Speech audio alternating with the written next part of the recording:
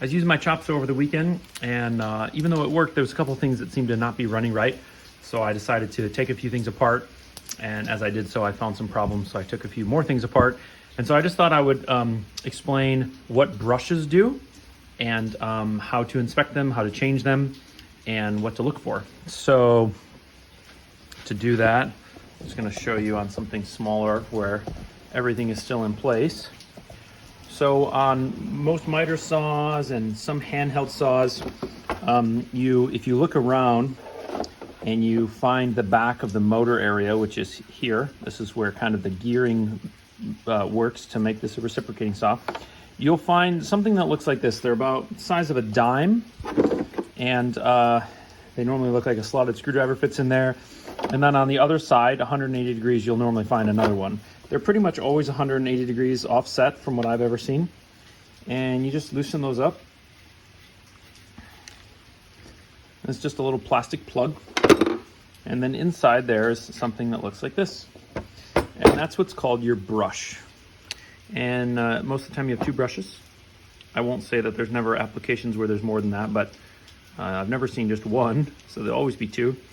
And these are made out of a carbon, and they are meant to be conductive and to slide easily without damaging the commutator. So to show you what that looks like, I've taken apart my chop saw, because when I pulled the brushes out of my chop saw, I found this, where a chunk had broken off and where there was some pitting inside like that.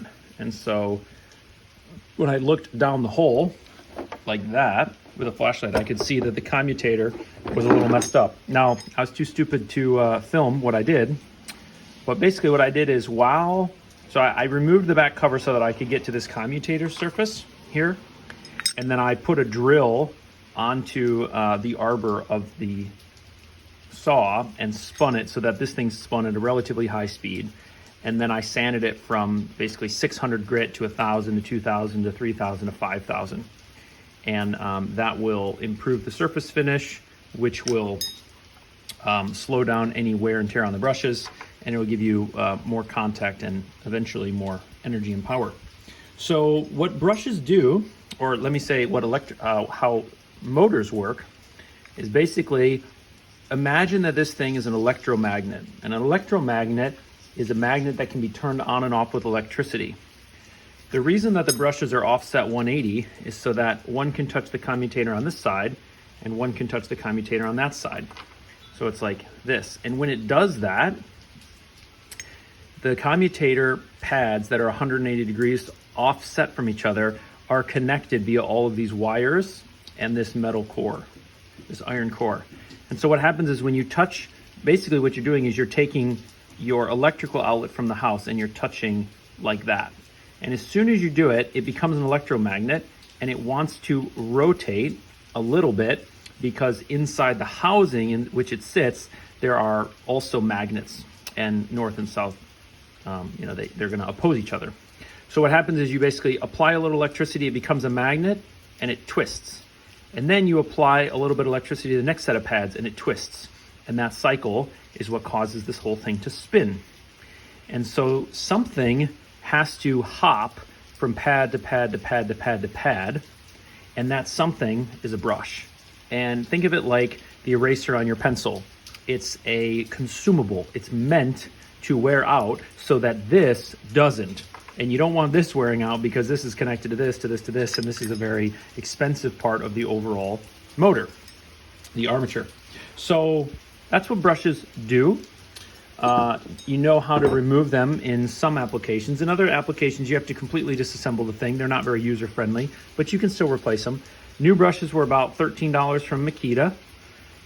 And the next thing that you might want to consider is to evaluate the length. So these are relatively new brushes, I would say. I don't know the exact length that they come at, but they can get very short, down to just, half a centimeter or something like that.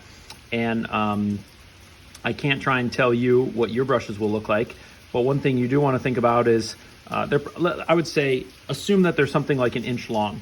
And then when you get down to like 1/4 inch or something like that, it's getting close to time to replace them.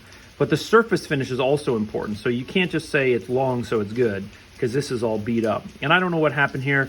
Could have been, you know, the saw was running for a long time, super hot. I bought this used, so I don't know the history. Could also be that these are aftermarket brushes that were a little bit cheap.